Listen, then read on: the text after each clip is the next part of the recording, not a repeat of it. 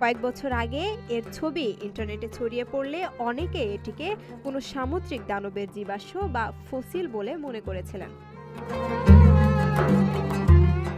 তবে সম্প্রতি royal commission for আল-উলা এবং প্রত্নতাত্ত্বিকেরা এই রহস্যের সমাধান করেছেন। তারা জানিয়েছেন এটি কোনো জীবাশ্ম নয়, বরং প্রাকৃতিক ভাস্কর্য।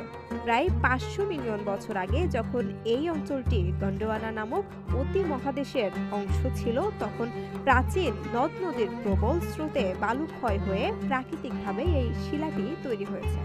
প্রায় 200 মিটার দীর্ঘ এই ফিশ রকটি আল-উলার একমাত্র বিস্ময় নয়। এই অঞ্চলে আরও বেশ কিছু অদ্ভুত আকৃতির শিলা রয়েছে, যার মধ্যে উল্লেখযোগ্য হল elephant rock, face rock, dancing rocks এবং মাশরুম রকস।